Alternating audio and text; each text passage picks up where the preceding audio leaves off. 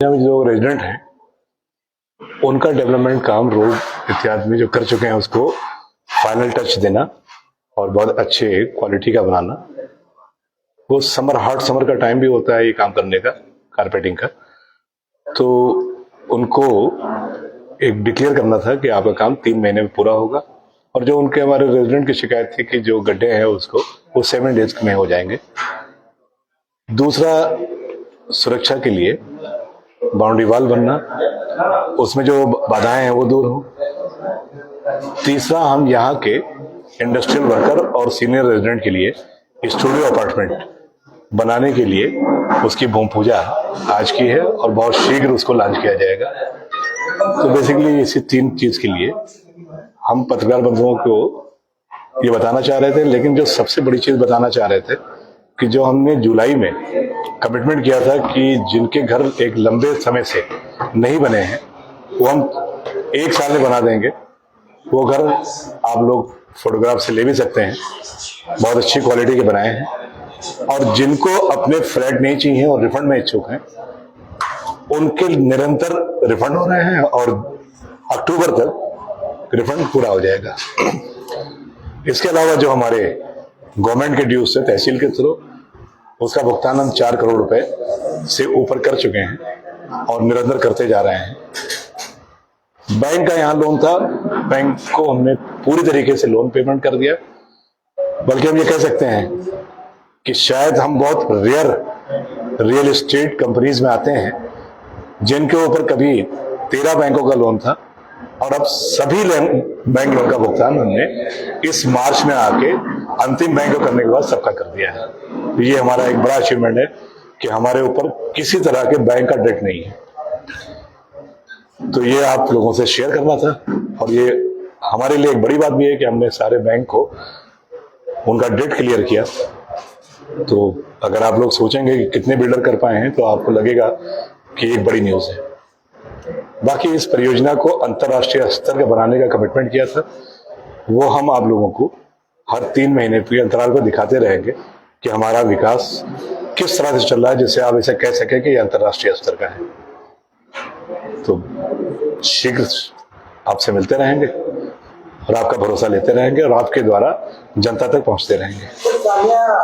आपने बात करी कि किसी तरह से जिनको फ्लैट चाहिए वो ले सकता है, नहीं चाहिए तो पैसा वापस कर दिया जाएगा। सर रेट क्या रहेगा, जिस समय लिया था उसका रेट रहेगा या अभी का वर्तमान रेट रहेगा? देखिए, लोगों के एग्रीमेंट है बिल्डर बायर, उसमें हमेशा रहता है कि अगर कोई पेमेंट में डिफॉल्ट है तो उनके एग्रीमेंट में लिखा हुआ है कि उनका 10% ऑफ फ्लैट कास्ट फॉरफिट हो जाना चाहिए। हम किसी का फॉरफिट नहीं कर रहे हैं। जिनके डिफॉल्ट नहीं है उनके इंटरेस्ट का सेटलमेंट हो गया। लेकिन सबसे बड़ा इश्यू ये है कि चूंकि ये 627 लोग हैं, एक एक के बारे में कुछ नहीं कह सकते। 627 लोगों के साथ उनके साथ बहुत अच्छे सौहार्द में उनसे मेमोरेंडम ऑफ अंडरस्टैंडिंग साइन हुआ है और उसके अनुसार पूरी तरीके से उसका पालन किया जा रहा है। किसी भी हमारे उन ग्राहकों का जो रिफंड ले रहे हैं या जिनका निर्माण कर रहे हैं, पिछले 6 महीने से किसी की भी कंप्लेन नहीं आई होगी। और 1-2 अगर आ भी जाती है तो इक्का दुक्का चलता है। जैसे फरवरी और मार्च में हमने किसी को रिफंड नहीं किया, लेकिन फिर हमारे एमओयू का पार्ट था कि रिफंड नहीं होगा तो उनको इंटरेस्ट मिलेगा। उनके बकाया भुगतान के ऊपर 12% एनुअल यानी 1% पर मंथ के रेट से उनका भुगतान टाइमली कर दिया गया। तो इसलिए किसी को शिकायत नहीं है। कुछ लोगों की शिकायत है कि मेरा ब्याज नहीं आया, चेक किया गया, कोई बैंक की मिसिंग थी, क्योंकि हमारा तो ऑनलाइन है, 1 शॉट में जाता है। कई बार बैंक से भी एरर होते हैं, तो वो भी ठीक हो गए, सेटिस्फाइड हैं लोग। बाकी 130 फ्लैट पोजीशन के लिए तैयार है।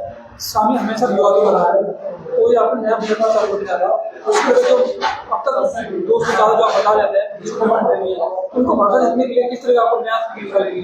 देखिए, विवाद में तो सारे रियल एस्टेट कंपनी रही हैं, कोई अछूता नहीं रहा है, तो सामिया भी रही और विवादों से लड़ते रहे और इस पोजीशन में आ गए कि अब हम प्रोजेक्ट जो पहले से हमने बुकिंग की हुई है वो इस 2024 में पूरी तरीके से फ्लैट दे देंगे और जिनको नहीं फ्लैट चाहिए उनका रिफंड हो जाएगा, और दोनों काम उनके साथ किए हुए एमओयू के अनुसार ही होगा, कोई नया अमेंडमेंट नहीं आएगा।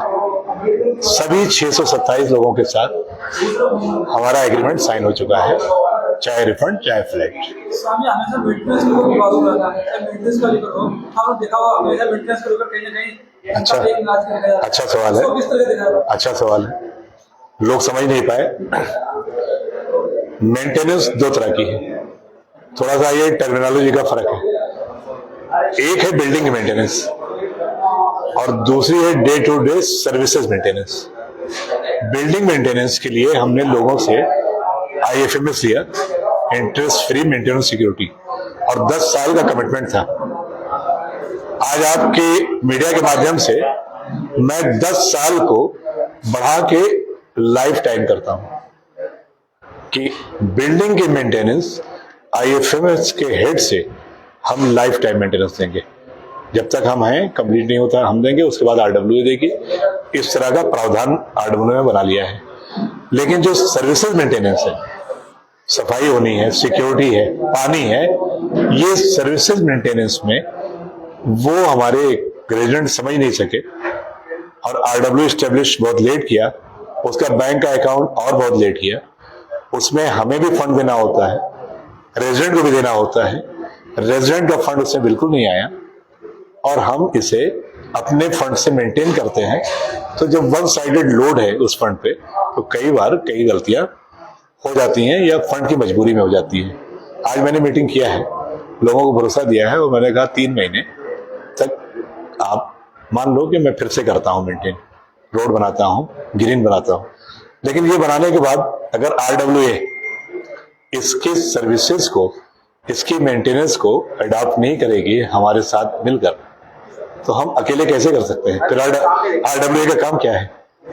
उनकी संयुक्त संभारता, संयुक्त रूप से आना चाहिए। फंड एक अलग इशू है, फंड वो भी देंगे, फंड हम भी देंगे। अभी वो पूरा फंड नहीं दे सकते, जितने लोग रहते हैं उतना ही देंगे, तो बाकी तो हमें देना ही होगा, लेकिन संयुक्त रूप से आना होगा।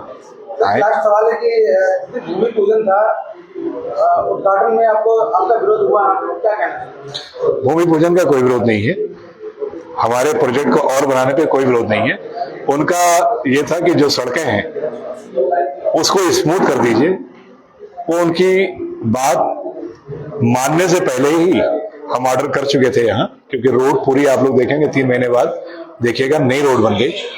उनकी डिमांड बहुत छोटी थी, वो 7 दिन में काम पूरा हो जाएगा, वो खत्म हो गया। उन्होंने अपनी बात कही।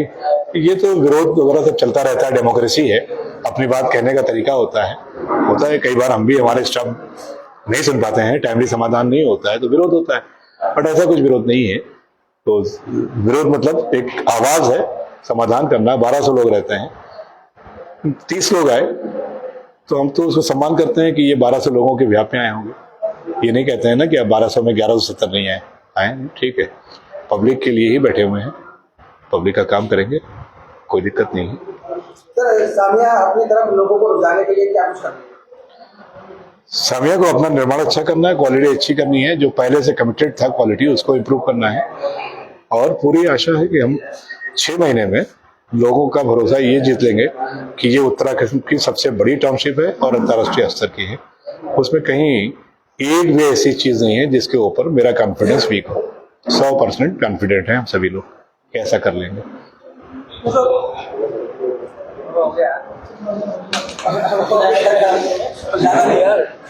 Thank you very much.